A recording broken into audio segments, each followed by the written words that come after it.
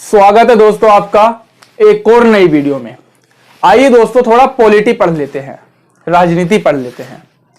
अच्छा, हम सभी के पास अधिकार है, बोलने का अधिकार हो, देखने का घूमने का अधिकार हो, जीने का अधिकार हो, है ना। तो इन्हीं अधिकारों को, जो कि हमारे बहुत बेसिक हैं, फंडामेंटल्स हैं, उन्हीं को हम मूल अधिकार है ना। लेकिन हमें दूसरी तरफ यह भी पता है कि जो भारत की संसद है वो भारत के संविधान में कुछ अच्छे बदलाव भी कर सकती है समय को देखकर, जैसे कि बहुत सारे हुए हैं। मूल अधिकार में राइट टू एजुकेशन को भी जोड़ दिया है ना, तो ऐसे अमेंडमेंट कर सकती है। मैं क्वेश्चन ये पूछ रहा हूं, क्या भारत की संसद जो हमारा मूल अधिकार हैं उनको भी बदल सकती है? आप बताओ दोस्तों।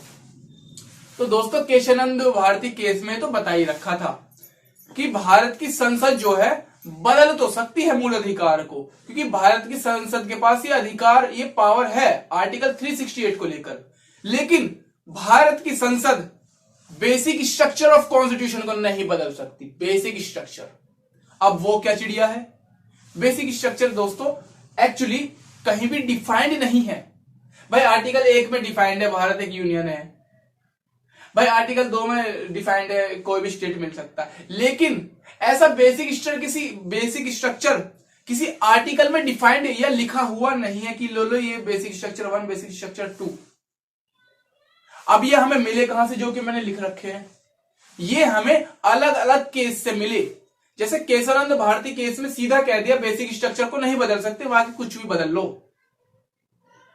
अब बेसिक स्ट्रक्चर को समय के अकॉर्डिंग जो है पार्लियामेंट सुप्रीम कोर्ट ने बताया है क्या है बेसिक स्ट्रक्चर। चलिए दोस्तों उनको जानते हैं। हमारे बेसिक स्ट्रक्चर है supremacy of the constitution. Bharat का संविधान सबसे सुप्रीम है।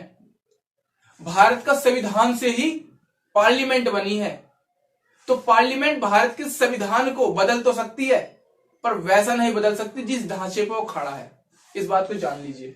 Rule of law basic structure है। भारत की संसद बदले लेकिन कानून के शासन को ना बदल दे, तानाशाही ना ला दे कि कानून का शासन चल नहीं रहा है ना दोस्तों। ये भी एक बेसिक स्ट्रक्चर है, इसको नहीं बदला जा सकता। तीसरा independent judiciary. Supreme court independent है। अब ऐसा अमेंडमेंट ना ला दे कोई गवर्नमेंट की, सुप्रीम कोर्ट जो है गवर्नमेंट से पूछ के वो जजमेंट देगी।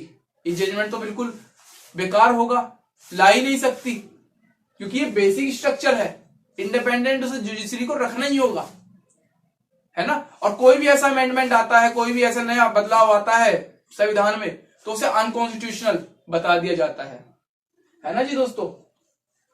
Doctrine of separation of powers. Executive का काम एग्जीक्यूट करना, मतलब लेजिस्लेचर कानून बनाएगा, है ना, जिसे हम पार्लियामेंट भी कहते हैं। और एग्जीक्यूटिव जिसका हेड प्रेसिडेंट होता है, नीचे आईएएस आईपीएस ऑफिसर काम करते हैं।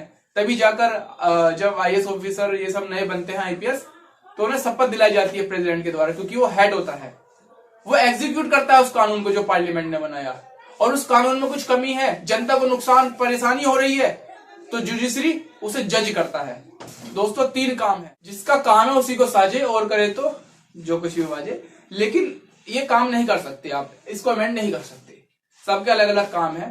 ऐसा नहीं कि गवर्नमेंट ने तीनों के काम ले लिए, है ना, नहीं हो सकता। बेसिक स्ट्रक्चर है।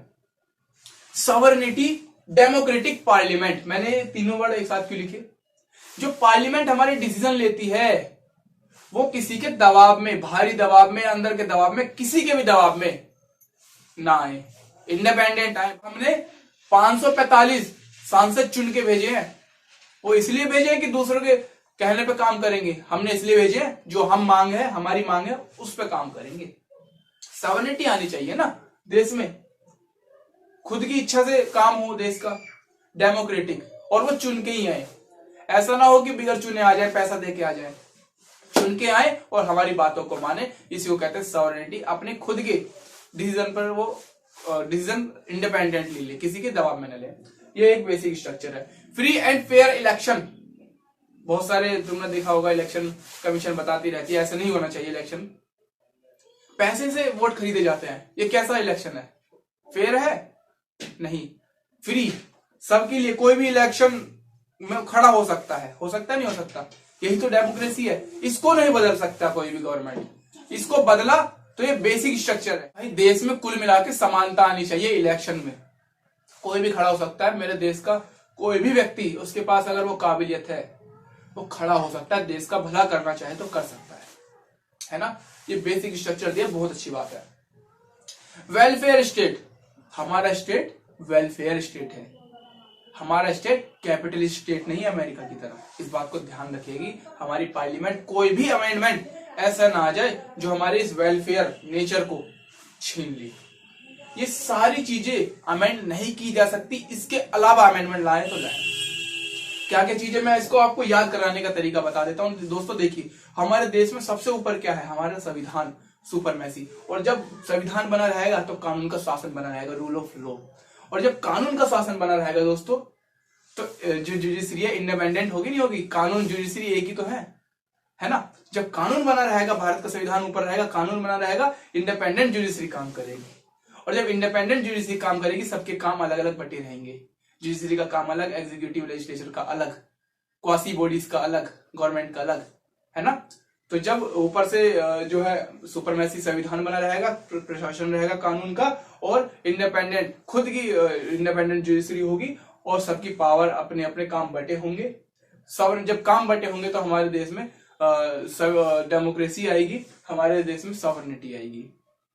और जब दोस्तों सॉवरेनिटी और डेमोक्रेसी आएगी, उसी से तो फेयर एंड फ्री इलेक्शन होंगे। और फेयर एंड फ्री इलेक्शन हुए, यही तो वेलफेयर है स्टेट का। दोस्तों इस ट्रिक से आप याद कर लीजिए। आई होप आपको हो जाएगा, ध्यान से सुनिएगा। मैंने बात करी कि जजमेंट के द्वारा ये सारे बेसिक स्ट्रक्चर बताए गए, ये कहीं लिखे हुए नहीं है, बिल्कुल सही। दोस्तों सिकरी जजमेंट था हाई कोर्ट का, उसमें सेकुलर और सुपरमेसी की बात करी गई थी। जस्ट इसको जान लीजिए।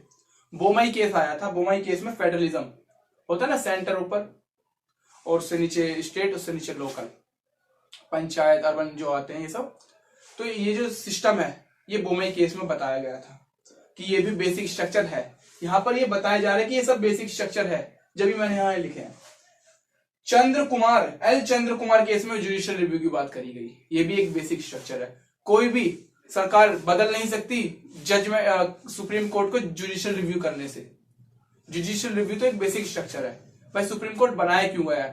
ताकि जनता को न्याय मिले, और जुडिशियल रिव्यू से ही न्याय मिल सकता है, एक अच्छी कड़ी है उसकी। तो इसको हटाना ठीक नहीं है, बेसिक स्ट्रक्चर है। कीहोटो एक केस आया था, उसमें डेमोक्रेसी बताया गया। भारत में डेमोक्रेसी बेसिक स्ट्रक्चर है, बिल्कुल सही बात। आज पूरी दुनिया हमें जानती है तो डेमोक्रेसी से जानती है। जरा सोच लीजिए, साउथ कोरिया के जैसा बन गए तो क्या जानेगी हमें दुनिया? नहीं। तो हमारे अंदर यूनिटी है, डेमोक्रेसी है, इसी के लिए हमें जाना जाता है। ये इसलिए हमारा ये ढांचा है, इसको बदला नहीं जा सकता। अब मैं आपको कुछ केस बता देता हूं जहां पर इसके साथ कॉन्फ्लिक्ट हुआ है, जहां पर इन चीजों को बदलने की कोशिश की गई है, जहां पर इन चीजों के साथ मुठभेड़ हुई है, जहां पर इन चीजों को बहुत कोने में लिया गया है। चलिए दोस्तों यहां जाइए। हम सभी को याद है इमरजेंसी लगी थी, जब तो हम नहीं थे, मुझे उम्मीद है आप भी नहीं थे जो मेरी वीडियो को देख रहे हैं। हमने जानने को मिला है 26 जून 1975 में रात को 12 बजे इंदिरा गांधी जी करती हैं अनाउंसमेंट कि ये इमरजेंसी ऐसा लग चुका है, घबराने की जरूरत नहीं है मेरे भाई और बहनों। बहुत से कारण बताए गए कि देश के पास पैसा नहीं है, गरीबी ज्यादा है, अभी रिसोर्सेज ज्यादा खर्च हो गए थे बांग्लादेश बनाने में नया, जब पाकिस्तान के साथ लड़ाई हुई थी। तो दोस्तों एक कारण बताए गए, लेकिन अब हमें इसे क्या मिलेगा नेशनल इमरजेंसी से? वहां पर एक जजमेंट आया था, मैं आपको बता देता हूं। ये इंदिरा गांधी और राजनारायण, बेसिकली इनके बीच में ही ये इमरजेंसी में मेन हाईलाइट पॉइंट था। इंदिरा गांधी ने इलाहाबाद से इलेक्शन लड़ा था। इलेक्शन में जो राजनारायण उनके अपोजिट थे, उनके द्वारा वो लगाया गया इंजाम कि क्या हुआ कि इंदिरा गांधी ने जो इलेक्शन लड़ाया ना, और जो जीती हैं ये गलत जीती हैं।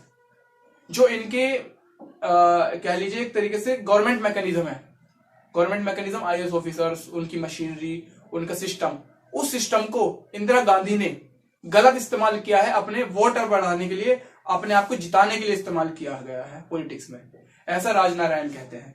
और इस केस को लेके जाते हैं इलाहाबाद की हाई कोर्ट में। इलाहाबाद हाई कोर्ट ने जजमेंट दी और आगे जाकर इंदिरा गांधी पर नल एंड अवॉइड का वो लगा दिया कि पार्लियामेंट में बैठ तो सकती है, पार्लियामेंट में बैठ नहीं सकती, प्रधानमंत्री रह सकती हैं इंदिरा गांधी, ऐसा लगा दिया गया था।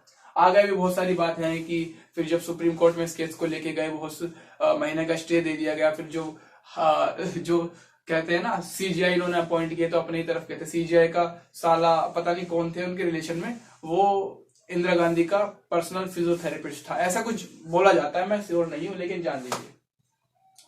39 अमेंडमेंट किया गया था इमरजेंसी में, ये इंपॉर्टेंट है। उस अमेंडमेंट में कहा गया था कि प्रधानमंत्री के इलेक्शन और चेयरमैन के इलेक्शन में कोई भी मुठभेड़ नहीं कर सकता, कोई भी चैलेंज नहीं कर सकता उसको। अब जरा मुझे एक बात बताइए, प्रधानमंत्री कोई बन गया, अब उसके इलेक्शन को कोई चैलेंज नहीं कर पा रहा है, इट मींस धांधली हुई है। वहां चैलेंज क्यों नहीं कर सकते भाई?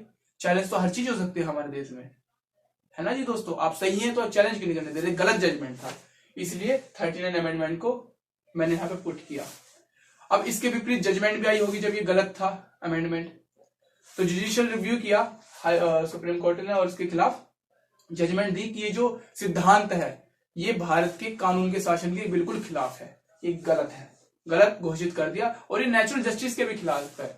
भाई जस्टिस कैसे हो जाएगी जब कोई बंदा सवाल ही नहीं उठा सकता अपने प्रधानमंत्री के खिलाफ, है ना। तो ये जो जजमेंट लाया गया था 329A में लाया गया था, जो अमेंडमेंट लाया गया था, ठीक है, ये उसके ऊपर जजमेंट थी। एक और केस बता देता हूं दोस्तों आपको, मिनेर्वा मिल केस। कर्नाटक बेंगलुरु में एक मिल थी, बहुत अच्छा कमा रही थी, और जब वो बहुत अच्छा कमा रही थी वो एकदम से पता नहीं क्या हुआ नीचे चली गई, फॉल आउट, इकोनॉमी गिर गई, उसकी कमाई गिर गई।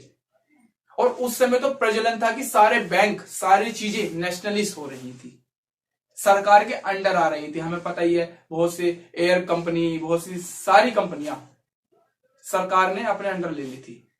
ठीक ऐसे ही बेंगलुरु में ये स्थित कंपनी मिनेर्वा, जैसी वो गिरी इकोनॉमिकली, उसको सरकार ने अपने अंडर ले लिया।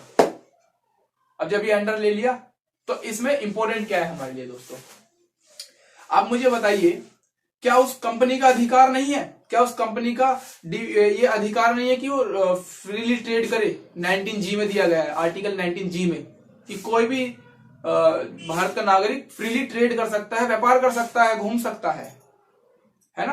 राइट टू इक्वलिटी कहां गया उसका? सबसे अलग उसे क्यों देखा गया? उसको क्यों नेशनलाइज किया गया? तो ये फंडामेंटल राइट था। लेकिन इसी के साथ में एक डीपीएसपी भी है स्टेट का, कि avoid economic concentration of wealth. ऊपर नीचे जो होती है वेल्थ की, इंस्टीट्यूशन की, किसी भी बिजनेसमैन की, वो अवॉइड करें, ये डीपीएसपी है। अब इसी कानून को लेकर सरकार ने उसको नेशनलाइज कर दिया। भाई इस कानून को तो आपने पकड़ लिया, लेकिन आप उस फंडामेंटल राइट्स को कहां भूल गए जो उसे ट्रेड करने का अधिकार देता है दोस्तों। हुई नहीं हुई धांधली? तो कहा गया मिनेर्वा मिल केस में डीपीएसपी हाविर हो गए फंडामेंटल राइट्स, और फंडामेंटल राइट्स को सरकार ने देखा नहीं, डीपीएसपी पर बात अपनी थोप दी। ये तो बिल्कुल गलत था, क्योंकि फंडामेंटल राइट्स तो बेसिक स्ट्रक्चर है हमारा, मैंने बता दिया यहाँ पे, है ना जी दोस्तों। तो ये गलत था, लेकिन इसमें जजमेंट भी आई कि हार्मोनियस कंसंट्रेशन रखना चाहिए। थोड़ा फॉलो हम डीपीएसपी को करें, थोड़ा फॉलो हम फंडामेंटल राइट्स को करें, है ना जी दोस्तों। जो शेड्यूल 9 में हमारे बहुत से मुद्दे हैं उन पे जुडिशियल रिव्यू नहीं हो सकता। 39A और 39C, 39B और 39C में ये रखा गया था अमेंडमेंट। तो दोस्तों कहने का मतलब शेड्यूल 9 में अमेंडमेंट नहीं हो सकता, वो भी गलत है, इसको ठीक भी कर दिया गया। दोस्तों मैं आपको 2 केस और बताता हूं, बड़े मजेदार केस। बस इस केस में ज्यादा कुछ खास नहीं, रेफरेंस दी गई है। जैसे वामन राव केस आया था, इसमें क्या कहा गया? इसमें यह कहा गया कि देखो भाई, तुम केस तो यहां पर लेके आए हो कोर्ट में, तुम्हें यह नहीं पता कि 24 अप्रैल 1971 में केशवानंद भारती केस में क्या कहा गया था कि जुडिशियल रिव्यू बेसिक स्ट्रक्चर है, बेसिक स्ट्रक्चर को तो आप बदल नहीं सकते ना। तो any cases can be judicial reviewed, कोई भी केस जुडिशियल रिव्यू हो सकता है। 1981 में ऐसा कहा गया, और 1971 की जो जजमेंट आई थी उसके रेफरेंस में। एक और केस आया, आर कोहेला केस, ये 2007 में आया था। इन्होंने क्या कहा भाई, देखो ऊपर वाले में तो कहा कि जो जुडिशियल रिव्यू है वो बेसिक स्ट्रक्चर है, वो तो होकर रहेगा, इसलिए यहां पर बेसिक जुडिशियल रिव्यू का इस्तेमाल किया गया। और इस वाले में भी ये कहा गया, तुमने जरा वो केस नहीं पढ़ा जुडिशियल रिव्यू वाला, कि जुडिशियल रिव्यू एक बेसिक स्ट्रक्चर है, तो कोई भी कानून हो वो जुडिशियल रिव्यू कर सकती है। जैसे कि मैंने शेड्यूल 9 का एग्जांपल दिया आपको, है ना, शेड्यूल 9 को भी जुडिशियल रिव्यू कोर्ट कर सकती है, क्योंकि वो उसका बेसिक स्ट्रक्चर है और उसे कोई बदल भी नहीं सकता। ठीक है जी दोस्तों, आई होप आपको समझ आया होगा। मैंने इसमें कुछ इंपॉर्टेंट बात बताई कि क्या इसके बेसिक स्ट्रक्चर्स हैं, क्या बदले नहीं जा सकता, क्या बदला जा सकता है, क्या जजमेंट में हमारे सामने सारी चीजें आई। दोस्तों मैंने 2 चीज इंपॉर्टेंट पढ़ाई, इमरजेंसी केस में क्या हुआ था और कैसे फंडामेंटल राइट्स पे चुनौतियां आई, मिनर्वा मिल केस में क्या हुआ था, और 2 जजमेंट मैंने आगे के पढ़ाया आपको। चलिए दोस्तों, आई होप आपको समझ आया होगा। मिलते हैं नेक्स्ट वीडियो में, जब तक के लिए जय हिंद।